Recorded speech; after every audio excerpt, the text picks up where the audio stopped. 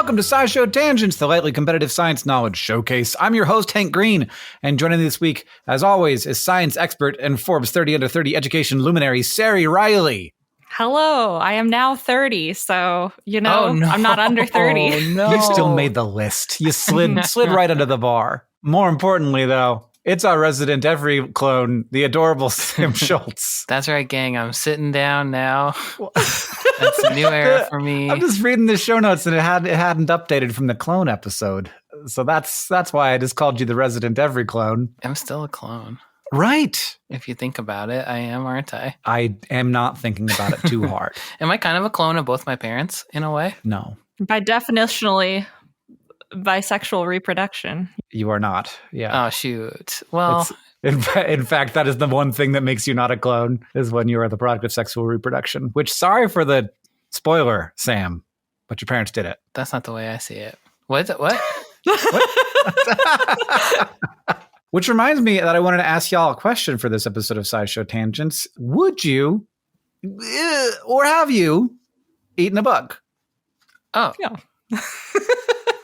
That's that segue. I was getting ready for a raunchy question. Being like, do we talk about this on Tangents? I think I ate an ant once. I bought those bug suckers. You know those suckers with the bug in the middle? No, but apparently there's suckers with a bug in the middle. There's Do they have a real bug in there? In the middle of this. Okay. Yeah, and it's a real grasshopper or whatever. But I would eat a bug. Mm-hmm. I think I'd eat a bug prepared some particular way where I knew it was going to be delicious. I'd also eat all the bugs I could take if I didn't know it was bugs, you know?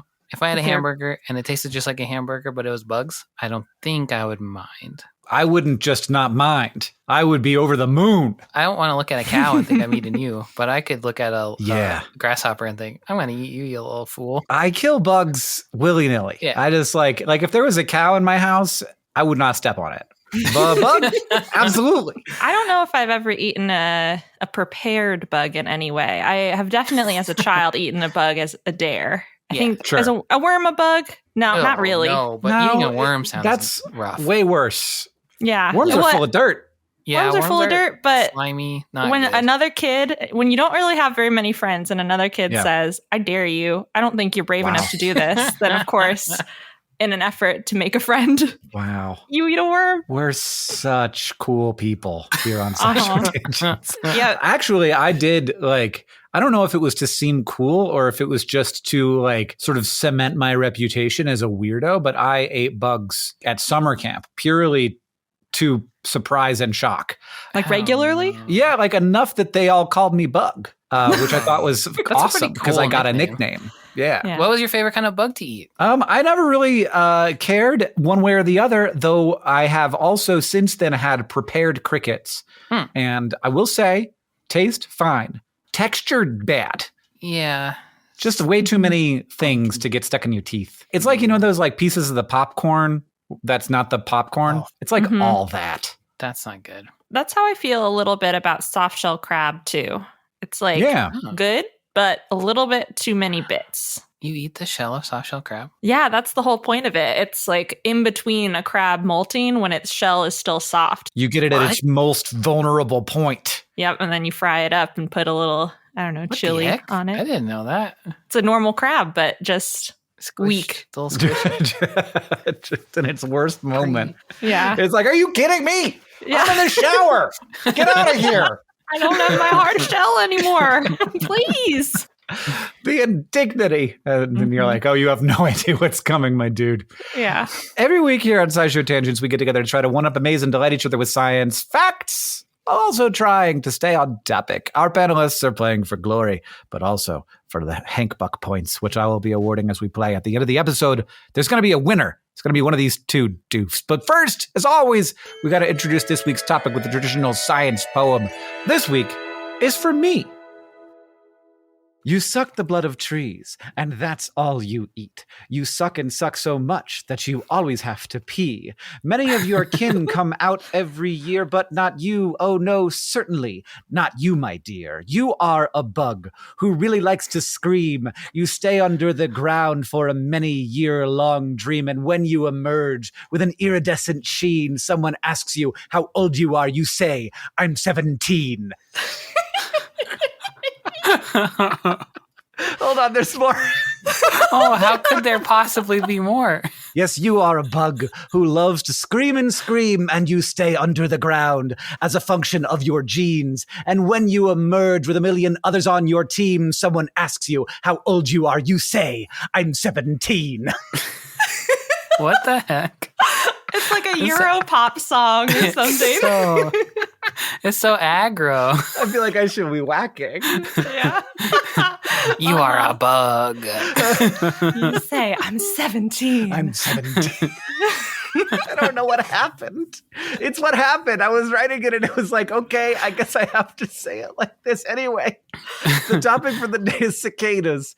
And if you're watching it on video, you see that my clothes have changed because your poem was so good, our clothes all changed. It's amazing. They're going to go back to normal now.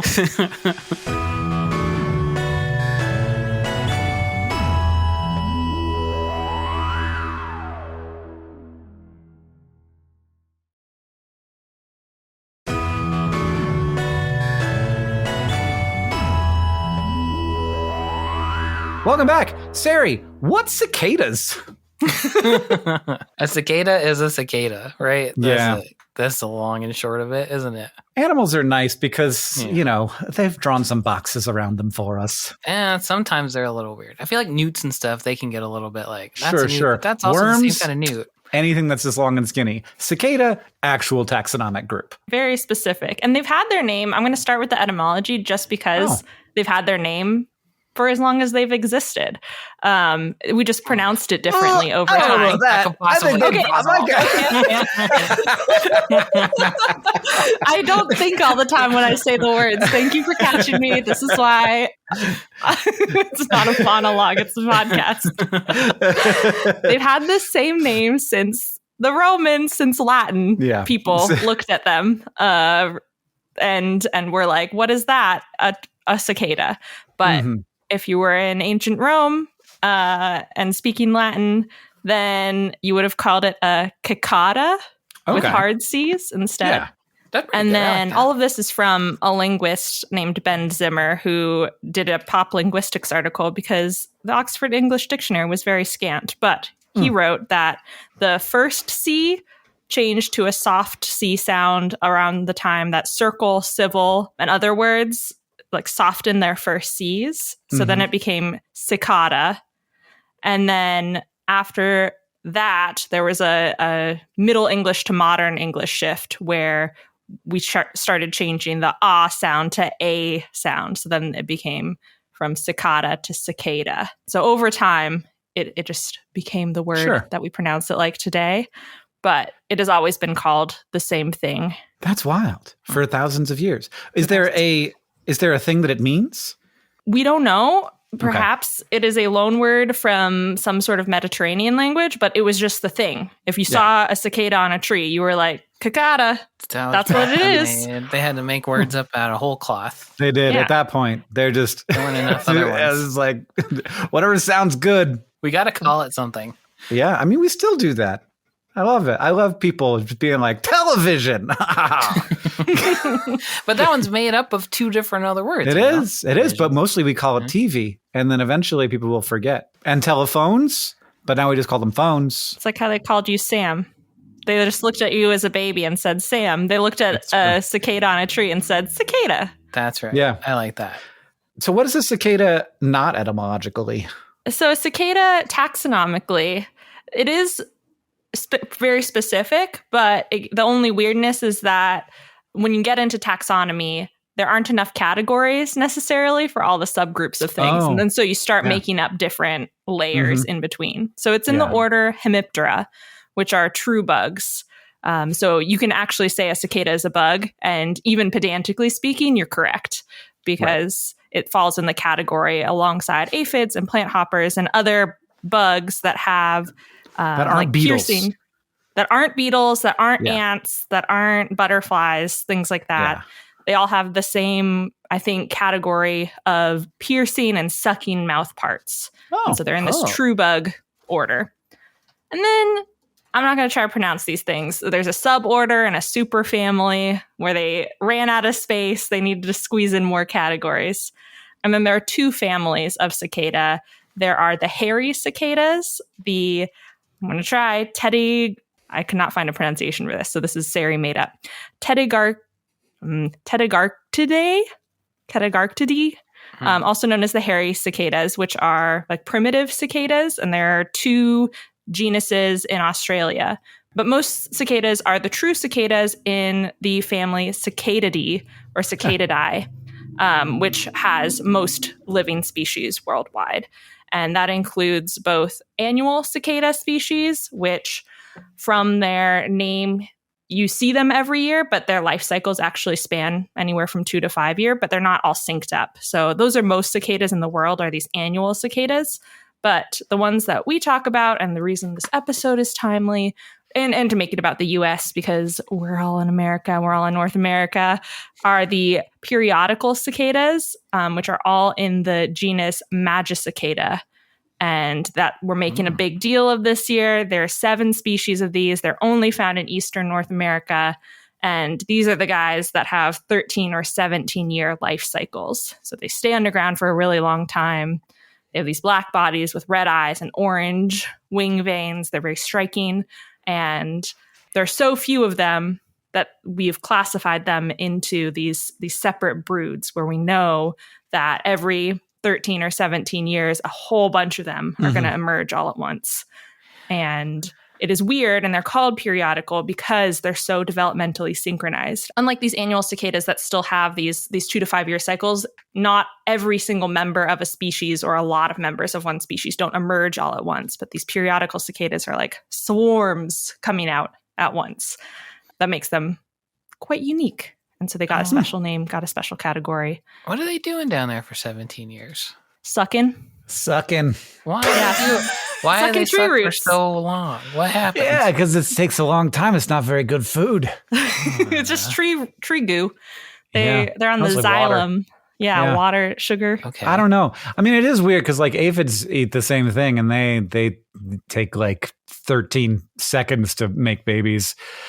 But cicadas, I guess, just gotta be beefier. It just sounds nightmarish to be underground for 17 years. But I guess they like but if it's all you know. I guess so. They don't have TV. Nobody else has anything but us. We're the only ones that have anything. Doesn't that suck? Yeah, I don't know. There's that caterpillar that wears its old heads as a hat. Some other guys have hats. I feel like some things have toothpicks maybe or something like that. Yeah, orcas sometimes wear dead fishes' hats. Yeah. Hat technology is the first thing you unlock on your technology chain. There are some little crabs. I think they're hermit crabs, or maybe they're just normal crabs. They grab anemones as little pom-poms. Sometimes you have little... Yeah, they got gloves. Gloves, hats. Dogs have basically everything. Yeah, but they didn't have to make any of it themselves. We gave it to them. We love Dogs them have so shirts, much. they have pants, they have cups. And they don't even really like any of it. No. Ingrates. All right, I know what a cicada is now, so it's time to move to the quiz portion of the show. This week, we're going to be playing This or That. Of course, one of the most iconic and annoying sounds of summer is the male cicada's song, which the many species make using a part of their body called the tymbal.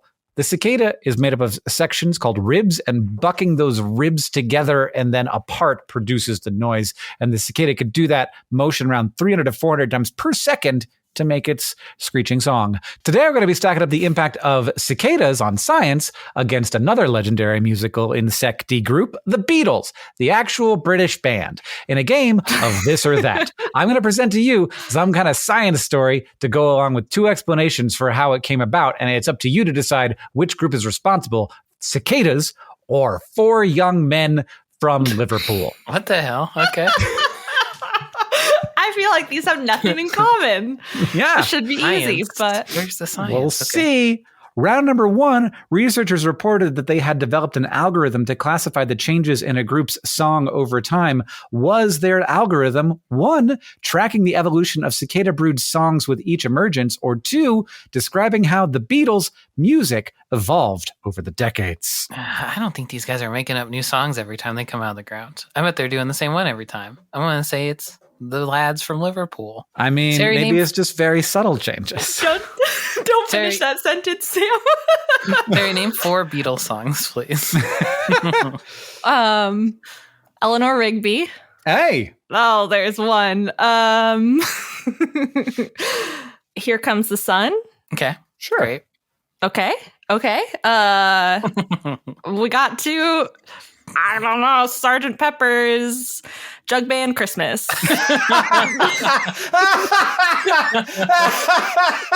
I know I'm an otter. Now we have to keep it in. I thought that was going to get cut for sure. I truly don't know. I need two more. What do they do? I don't know. Let It Be Yesterday. There you go. There's a lot. There's a lot of Beatles Hundreds and albums. hundreds of them. There are a lot of them. All right. So, Sarah, what do you think? Well, I don't know what the Beatles' musical history was like. Did they sound the same the whole time? Probably No, not. They did not. They famously did it. Yeah. They famously didn't? Okay, I'm going to trust Sam then. I'm going to say the Beatles, the group. Well, the algorithm was designed by scientists who had previously developed ways to study whale communication. Their study looked at 11 songs to get the algorithm to compare various Beatles albums and essentially learn the chronological order of the albums based on the audio. And the group also repeated this experiment with other bands like Queen, U2, ABBA, and Tears for Fears. Oh, I totally believe that is something an algorithm can learn. You can just tell a later bad album by an artist. Boo. Oh, yeah. You ran out of ideas. But sometimes they get better. Sometimes Often they get better. Don't. Sometimes they look and they're like, the Beatles did it. Never. Yeah. Rookie mistake. Yeah, the Beatles did it. How much acid are you doing? All right. Next. Scientists wanted to measure how fiber optic cables can be used to measure acoustic signals. And these signals are generally limited to sounds that are nearby or loud. So, to test these signals, did scientists, 1, measure the sound of an emerging cicada brood, or 2, play a recording of fans cheering the Beatles? I feel like this has to be a cicada. There have been more cicada broods around since fiber optic cables were around. Yeah, but you also know that like scientists are total idiots and are like, how do we get a high pitched noise? Oh, I don't know, the Beatles fans. Yeah, but scientists are also dorks, and I feel like it on hand would be a cicada brood hatching more readily than fans of the Beatles screaming. So I'm going to say cicada. I'm going to say cicada too. Also because fiber optic cables are just around. And cicadas are just around. And the Beatles, you'd have to bring it to the cable. You have to look for them. It's true. Well, fiber optic cables can be used as a sensor for a number of things through a technology called distributed fiber optic sensing. With this technique, scientists can look at how small imperfections or disturbances in the fiber cable cause tiny bits of an optical pulse to bounce backward toward the source. The disturbances include acoustic pressure waves, and by looking at backscattered light, scientists can calculate different aspects of the disturbance in the cable, including the volume and frequency of the sound, which is wild. Can they hear what I'm talking about if I'm walking past a fiber optic cable? Oh. So using fiber optic cable, scientists were able to detect the buzzing of Brood X in the summer of 2021, reporting signals similar to what traditional audio sensors reported. They could also see the peak frequency of the buzzing change alongside the temperature. These results indicate fiber optic sensing could be a useful way to detect the prevalence and existence of certain insects in areas. Great. This is what I always wanted to know. Well, there's it's hard to do insect censuses. Nobody's sending in the data on the apps. Yeah, there's 50 ants over there. Great. Yeah, exactly. Well, and there's so many solitary bees and wasps and everything just digging in the ground. Maybe I don't want to know how many. If the fiber optic cables tell us that they're just fewer and fewer crickets every year, then we'll have that data and we can all just cry and feel like, well, there's nothing I can freaking do about it. I guess it's nice to know another bad fact. Sorry. Oh, no. A bad fact you just made up, kind of, right? It's true. The crickets might be fine. You're right. Want to be sad. Yeah. There's enough bad about the world. We don't need to catastrophize the crickets. That's what my therapist told me. Round number 3. Scientists tracked the behavior of female flies in response to the music of one of these groups. Were the scientists curious, 1, about how the flies use cicada songs to guide their own mating, or 2, were they observing how music from the Beatles impacts memory formation in flies? Well, I know there was some study at some point that a song helped with mosquito repellent or something like that. I don't remember if it was true or not, or if it was apocryphal. But like playing loud music over a speaker of a specific genre is like a good mosquito repellent, which could either be the basis of a lie for this fact. True. Or mean that bugs love to groove also. I don't think flies are concerning themselves with what cicadas are doing, though. And I think learning about memory formation in them is more useful. So, the Beatles. Sam's Beetle Boy. I'm gonna say cicadas, just to be different. You mean that, or no? I truly don't know. It's done. It's done. Okay. It's done. I've chosen. So this is a parasitic species of fly, and the females of the species will deposit their young into cicadas so that their young can feed on the cicadas. So that's why the flies are concerning themselves with cicadas. While it was known that the female flies were drawn to cicada songs, less was known about how the male flies responded. But in 2016, a scientist reported that he had put them to the test by setting up speakers that played audio of host cicadas and then seeing how the male and female flies responded. They found that both female and male flies were drawn to the calls, and they would show to show up there to mate, demonstrating that both male and female flies used the cicada songs to guide them. And they don't care about the Beatles. I guess that makes sense. Yeah. Round number 4. To describe the way the discovery of new drugs has become slower and more expensive over time, scientists described what they called Eroom's law, which is connected to 4 main causes. Is one of those observations: 1, the periodical cicada emergence problem, which describes the need for long periods of quiet research before a discovery can emerge, or 2, the better than the Beatles problem, which describes how new drugs will need to be able to compete with past major successes. Man, both of those sound legit to me. Those do sound so real. What would Eroom say? Yeah. What does he care about? Does he care about the Beatles? Does he care about cicadas? I feel like it's cicadas again. You got to take a little nap before you have a discovery. That's how I feel more intensely in my life. I got to rest. Yeah. I feel like if you were worried about really blowing the lid off of it every single time you invented a drug, you wouldn't get into inventing drugs. Is that what we're talking about? Inventing drugs for that one? Mm-hmm. I think you'd be a little more humble. I think you'd take a little more naps. And I think it would be the cicada one. Well, in 2012, a group of scientists wrote an opinion for Nature Review's drug discovery titled Diagnosing the Decline in Pharmaceutical R&D Efficiency, where they introduced the idea of Eroom's law. It's Moore's law spelled backward. So if you were wondering where that came from. It sounds like a wizard. What does Eroom care about? He cares about his orb, and that's all.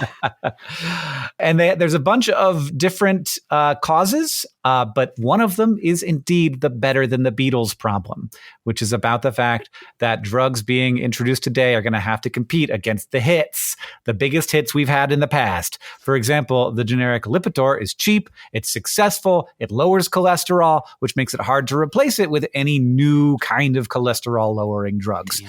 The same thing goes for common drugs like aspirin and ibuprofen. Like, you just have to be better than the hits, and it's hard to be better than the hits. There's others, though. There's the cautious regulator problem, the throw money at it tendency, and the basic research brute force bias. So you can go read about those on Wikipedia. Interesting. Well, yeah.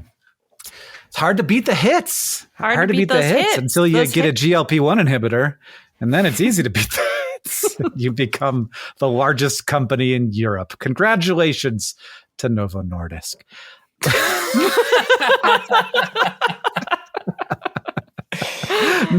Sam's got 2 points. Sarah's got 3. Next up, we're going to take another short break. Then we'll be back for the Fact Off.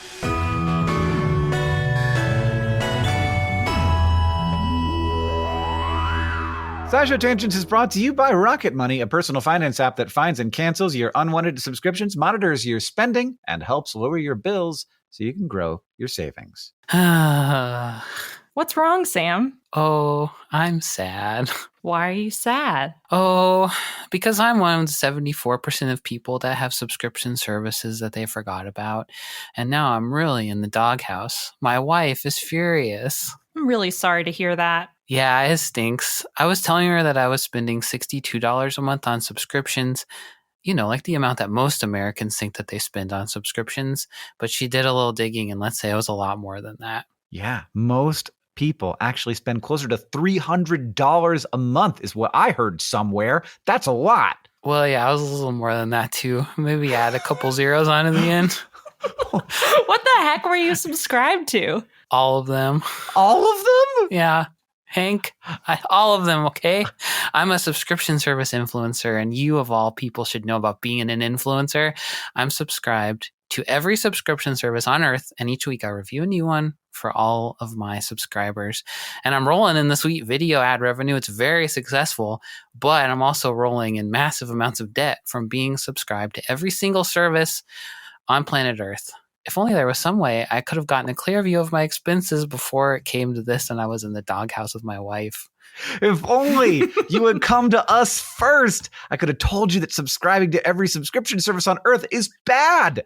But also, I could have told you about Rocket Money, a personal finance app that gives you a clear view of your expenses by putting all of your subscriptions in one place. If you see one you don't want anymore, Rocket Money helps you cancel it with just a few taps. It also shows you your spending habits and helps you create custom budgets to keep your spending on track. So you can knock a couple zeros off that number. Oh, wow. Rocket Money has over 5 million users and has saved a total of $500 million in canceled subscriptions, saving members up to $740 a year when using all of the app's features. Stop wasting money on things you don't use, like, I would assume, the vast majority of every subscription service on Earth. Cancel your unwanted subscriptions and get out of that doghouse by going to rocketmoney.com/tangents. That's rocketmoney.com/tangents. rocketmoney.com/tangents. It's too late for me, but I'm sure this will help someone.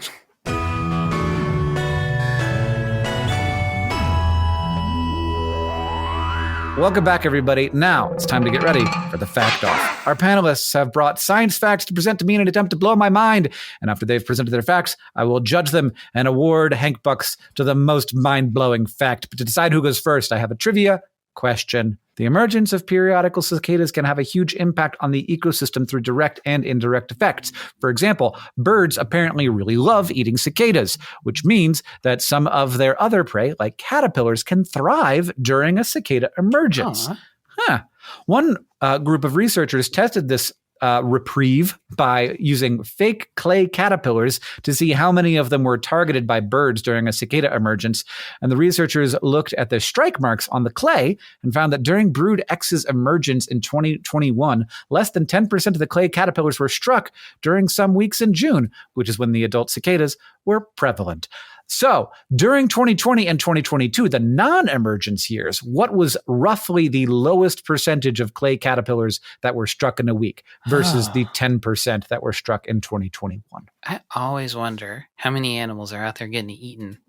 Is A it lot. like all of them? Like when you see a deer, how likely is that deer to get eaten? Well, it can't be all of them because then there would be no more. Well, but they all eventually get eaten, but they don't get eaten. Yeah. That's true. That's a good And I think that, most deer probably, I don't know, die first and then get eaten, at least in town. Yeah. Yeah, that makes sense. So that's like, I could really show my ass here and say like 80 and it could be 10, exactly. Or I could say 10 and it could be 80. There's no way for me to win except if I say 50%. Okay, 50's good. Yeah, 50's good. It was also what I was going to say because I had no freaking clue. 51 or 49, Sari. Let's say, no, I'm not going to price this right, Sam. I think less. I think like 40%. 40%. The actual answer is 25%. About 25%. They also found that in 2021, the population of actual non-clay caterpillars went up, and that larger, more visible caterpillars seem to be surviving better than normal. The trade-off is that this created problems for trees because there were more caterpillars around to eat the leaves. Dang, you just can't Cicadas just messing everything up. Yeah. Mm-hmm. I want to know how they made little clay caterpillars to look exactly like caterpillars. What they look like, yeah. That'd be very cute. Did they make There's them? gotta be a picture. I think I found one. Oh yeah, that's there's pretty a picture. good. I was gonna say It's just like green. It's 100% green. Or are those the strike marks? Those are the strike marks. Yeah, it's just a tube. It's just a tube. they just squirted that bird was probably so embarrassed. Yeah. Compared to the actual plump caterpillar slightly further down in the article, that looks like a juicy morsel. That green tube looks like a green tube. Yeah. So that means Sari gets to go first. like we just learned about, plenty of animals eat insects. So a cicada emergence means it's time for a feast. We talked about birds crunching down.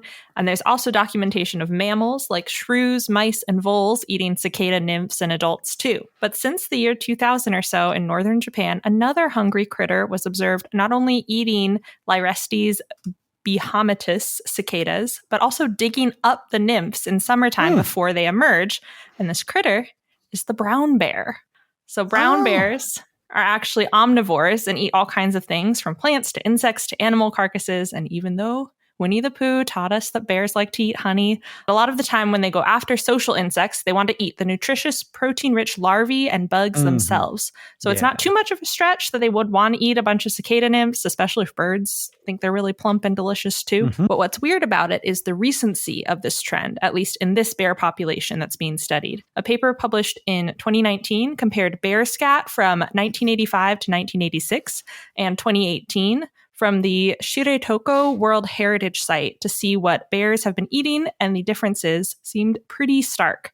So the mid-1980s poop was from 56 samples and contained around 93% herbaceous plants, with just 4% ants and 3% fruits, while the 2018 poop was from 60 samples and contained only around 49% herbaceous plants. And it was 25% ants, 14% cicada nymphs, 8% litter and pebbles, so like trash, and 3% deer. That's a lot of ants. That's a crazy amount of ants. A lot of ants. Yeah. This is a cicada fact, but a lot of ants. Yeah, I did know that bears love ants, but that's a lot of ants. Yeah. The bugs have increased so much in the past, 30, 40 years. And the authors guess that maybe Sika deer are eating all of the plants that the bears were eating in the 1980s. So now they have to look for food in other places. And or at some point, bears stumbled upon yummy cicada nymphs when they were digging for ants or other things. And now digging for them is a socially learned behavior taught from mothers to cubs. Wow. And what's maybe a little weirder is that a 2021 study from the same team found that cicadas were breeding and bears were digging for them, mostly in human-planted parts of the Shiretoko forest, which has been going on since around 1970 to restore the forest from no longer used farmland. And it was happening less frequently in the natural trees that had been left relatively undisturbed. And these trees that are growing and have cicadas and bears digging have stunted growth or more limited growth, and the root biomass was lower. So for some reason, the cicadas are more prevalent in these reforested areas, and bears are eating them, which is also affecting the trees that we've been trying to nurture. And all of this is happening in one North Japanese ecosystem where there happen to be a lot of brown bears. And we've just been studying them for decades, otherwise we might not have noticed. So I guess the lesson of this fact is that ecosystems are really interconnected, but there's so much we don't know when it comes to our conservation efforts. Like you plant a tree, and then the cicadas come, and then the bears eat them, and then your trees aren't planted anymore. And it's just nature. Just save every piece of poop you find for 30 years. It'd be better if we have more, because then we could really see the ramp up or down, or if there's like spikes of cicada from year to year. But we just got the it sounded like we just had the two poops. Yeah, we have the two clusters of poops when people were interested clusters. My apologies. Yes, not just the two poops, but like 50 to 60 poops from two points in time. That's plenty of poops. There's a lot of poop, but we don't have them for every year. It'd be a lot better if we had 50 to 60 poops from every single year. Kind of suspicious we only have them from those 2 years. What was going on? Maybe we have them from all the years, but they don't want to destroy the poops just for this one study, like a moon rock. They're a valued, precious resource. The poops from the 80s. That particular year was a bad vintage for bear poop. So. Well, I love that we can tell just by looking at poops what was in a bear's diet. That specifically. Yeah, it's those crunchy bits. That's probably what our poop would look like if we ate a bunch of cicadas too. You just see the crunchy bits and go, well, there they are. That's what I always say. Yeah. Well, I guess I did that again. Yeah. Okay. Samuel Schultz, In a world where few things are certain, there is one thing that you can depend on. If you drink a bunch of water, you're going to have to take a whiz. This applies to basically every living thing, from the humble ant to the mighty blue whale. However, though peeing is a universal truth, the way different animals do it is all over the place. Birds and lizards don't have specialized urinary tracts, so their pee comes out with their poop in a goopy mess from their cloaca. Fish do have a separate pee hole, but they live in water, so you don't really got to think about fish peeing too much. They just put it right back where they got it.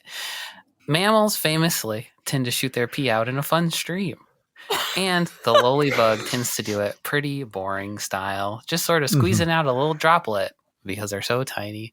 So you might assume that cicadas fall into this boring droplet-based peeing category, but I wouldn't be talking about them if they did.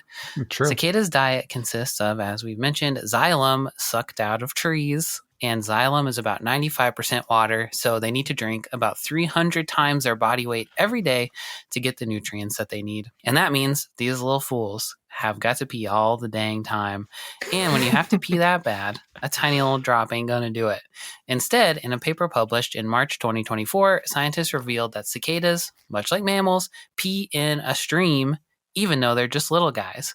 Or, as the paper put it, cicadas form fluidic jets using some of the smallest known orifices, averaging 350 micrometers. So they have a tiny little pee hole. So that makes cicadas among the smallest animals to pee in a stream, alongside bumblebees and butterflies. And I'm picturing all those guys standing at a urinal. Isn't that fun? Isn't that be fun? The researchers think that cicadas shoot pee instead of just do droplets, mostly because they just have a massive amount of xylem to process every day. So I think that they just need to be able to get rid of more water than your average bug.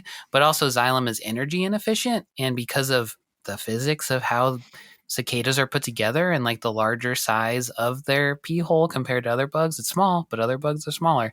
It's more energy efficient to shoot the pee for some reason than it is to squeeze out a droplet. The scientists also made a really fun chart comparing cicadas' pee stream strength relative to size to various mammals. And they mostly come up really short compared to like dogs and people and cows. But bugs are new to peeing, so maybe they'll get there with practice. But some cicadas are a little bit better at peeing than certain species of rats and bats. What I learned is that bats are really bad at peeing. It just dribbles out of them. They don't have there's no strength to their stream. They're upside down. That's true. Well, yeah, they should shoot. They should shoot away from themselves. Otherwise, it's going to make it to their freaking, get in their noses. My mouth.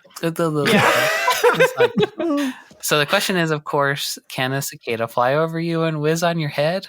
I'm not positive, but I bet they can. So if you're living somewhere... they mostly do it while they're laying down. But I guess if you could do it while you're just standing there, you could do it while flying. You might want to pack an umbrella, despite what Hank just said. Be careful. I went to go look at the website that has this video. And it seems that not all cicadas do it this way. Some of them form a little droplet and then fling the drop off really hard. Yeah. There's like a different kind of bug, too, that also fling. Yeah. There's a flinging option as well. They fling the drop, which is great because they don't want it to land right by them, I guess. But yes, the peeing videos are amazing. And these scientists at Georgia Tech have really got their macro lens focused on the hole that the pee comes out of. I wrote this a very tiny hole. I wrote this before I watched the video, and I was like, it couldn't be that cool. And then I watched it, and I was like, they just take a big piss. They sure do. They really do. Sam was behind by one coming into this. But I'm feeling like, I don't know, bug pee is a great fact. Poop is also good. Poop is also good. And if it was definitely a learned social behavior, but it's just maybe. It's just maybe they don't have access to the good things because of these Cicada or whatever you said. And this is the problem of being Sari. I feel like Sari is oftentimes your facts are a little less good because you're a little more sort of like have a stronger what is it called, like alliance with the truth than Sam might. Oh, come on. My research. But I'm going to give it to Sam because I like it. The secret is there aren't that many cicada facts out there. Yeah. We really scraped the bottom of the barrel for them. Sam found the good recent study. Yeah, of the they're piss. so weird that all their weirdness is very apparent and everybody knows Yeah, about we already it. know And they're about really it. cool. But it is Mhm. like, well, what the heck? What else do we write about? So, Sam, I'm going to give you just a bunch of points, and you're going to beat Sari. Congratulations to Team P on your win today. Take that, Team And Poop. now, it's time to Ask the Science Couch, where we ask a listener question to our couch of finely honed scientific minds. Steph Loves to Sleep on Twitter asked, evolutionarily speaking, why are they so loud? Are they not affected by the loudness? Ooh, that's an interesting question. Oh, I assume they are affected by the loudness, and that when they hear it, it makes them want to have cicada sex. Horny? I don't actually know if that's why they do it, but why else would they? It is I was going to say the horn. That's not the way to describe it at all. They are horny little fellas because it is the males that make the really, really loud noises. And then the females are like, good job. Yeah, I think they do some like gentle wing clicks or whatnot, but the cacophonous roar of cicada noises are from the males. I don't think we know why evolutionarily they are so loud. We know the mechanisms by which they are so loud, which I guess is, I don't know, splitting hairs. Again, that is two different things, like knowing how something does something versus the why. But I mean, in general, one would assume that females are drawn toward the sound of male cicadas. And so if you make the sound louder, then a female will arrive at your doorstep, and then your babies will be louder. Like it's like being selected for by evolution. It would be. I mean, like that's just like the basic guess that I'm sure all scientists roughly have, but it's hard to test for. And cicadas, their whole emergence thing, emerging all at the same time, is that there are a bunch of them all at once, and so you're competing with a lot of other sounds, a lot of other males. If your sound stands out from that crowd, somehow a female will be drawn to you. And then, if it was me, I'd just come out on the off year and be like, yeah. You have to hope that there was one lady that also came out on the off year. Otherwise, you'd be screaming into the void. But the how they are so loud, we talked about one of them, the tymbal organ, which is kind of on their abdomen. The Nature Museum of the Chicago Academy of the Sciences described it as a bendy straw, which I think is kind of good, of like squeezing a bendy straw in and out. I'm not sure. I stared at a lot of papers trying to figure it out. It seems to me, based on where the muscles are in the cicada body, it's more like sucking in your stomach a little bit. Like you tense inward, and then the ribs on the tymbal kind of buckle in, and it's that action as opposed to like a stretching and compacting. They're not rubbing nothing against anything else? So I don't know. I think it's like, I don't think so. It's either like a buckling, I think. I think it's going from concave to like a V shape is how the papers describe it. So could be some rubbing, could be some buckling. Either way, the tymbal, the sounds radiate outwards. And we've noticed that as these tymbal organs make sound, there are a couple ways that sound gets amplified. There are plate-like structures on the abdomen that can resonate or modify the frequency of those clicks, those really rapid clicks that turn into the song. There are abdominal air sacs that make the entire abdomen cavity kind of like increase the intensity. And the other thing that is weird with male cicadas is that their tympana, which are the thin membranes on their abdomen that functionally act like their eardrums, also get pulled in and kind of like crinkle up. And there's something about their eardrums that also echoes and resonates the sound alongside the air sacs and whatnot. And so instead of blasting out their own eardrums, they get kind of crinkled up. They help amplify the sound outward, but presumably they're not detecting sound at that time. Something about the way auditory signals are processed gets cut off while they're making this sound, so that they're not making this like really, really loud yelling and blowing out their own eardrums. They're just like calling out to the females that exist in the world.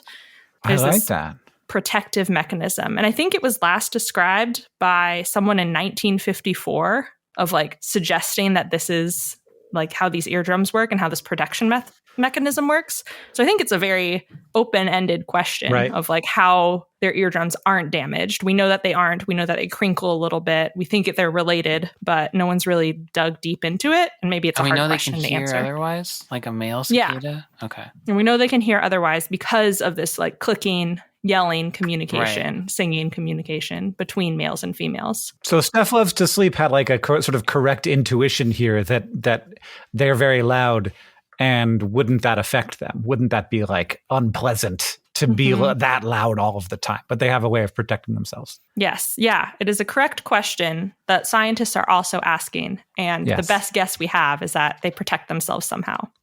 Besides that tymbal organ, there are a couple cicadas. Some of them use stridulation, which is kind of like how crickets or grasshoppers work, which is rubbing one body part against another body part to make a noise. So they generally use like a wing or back area. They have ridges and rub that against each other. And then there's also crepitation, which is very few number of species of cicadas. They're often called mute cicadas, but this is snapping wings together, banging their wings on the trees themselves to produce sound.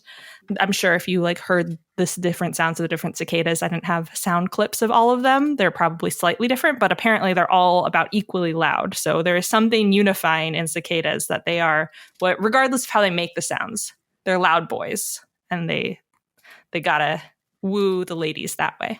Can you imagine trying to podcast while these guys are going on? Good thing you don't live where they are.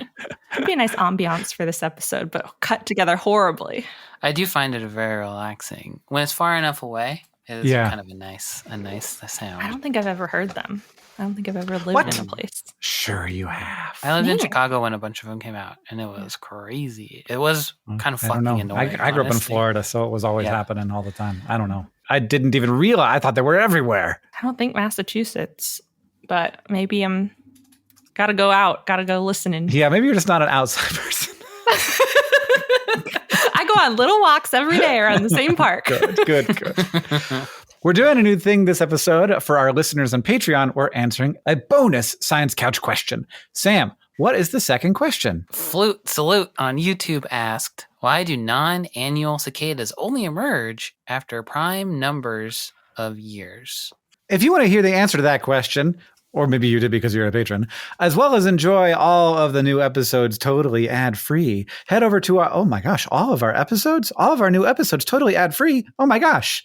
I didn't know it was happening. It's happening. You can go over to our Patreon. That's patreon.com/SciShow Tangents. At our $8 a month tier, you get new episodes ad-free and extended shenanigans as we answer a bonus Science Couch question every episode. You'll also get a link to join our private Discord server and maybe also some goodies in the future. Who knows? Our patrons are the best, and we are so grateful for their support of the show. Also, I learned a bunch from that Science Couch question, and I feel bad that I'm not showing it with everybody, but I guess that's how it works. It's capitalism, baby.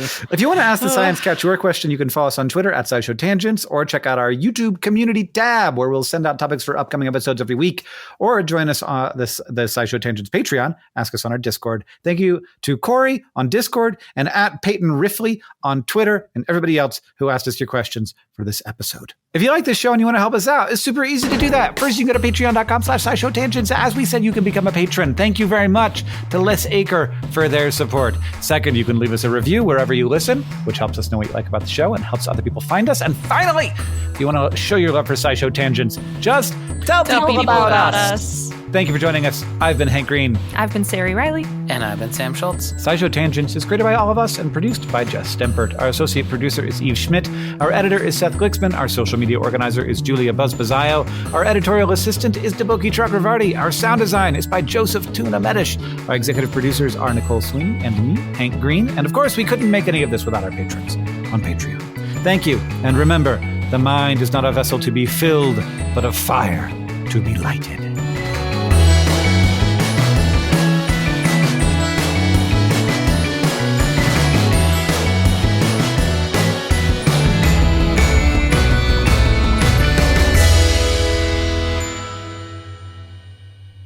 But one more thing. Instead of poop, cicadas excrete a sort of anal liquid. And while cicadas are still in their nymph stage, their anal liquid contains mucopolysaccharides, which are sugar molecules that are found in mucus. They use the sticky anal liquid to reinforce the walls of their underground burrows. Clean themselves. They make their houses out of it. Yeah, they And to adhere their exoskeletons onto trees as their adult form bursts out. This is so handy. But this adult form has a different butt.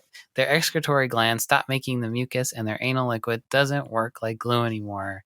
That's too bad. They just shoot it out in the pee streams. I feel like that was such a ripoff if I couldn't make my house with my poop anymore. Yeah, they're like, oh, it is. I'm moving out. I've got to get out. I've got to be a man. That's kid be a stuff. real adult. Yeah, I'm not a kid Kids anymore. I don't build my house out of anal mucus. I'm a real man. Just fly around and pee on people. Yeah. Just take a big whiz everywhere. Yeah, in your Honda Civic, because you got a driver's license. That's what it is. 17 freaking years old. That's true. They can at least get their learner's permit in most states.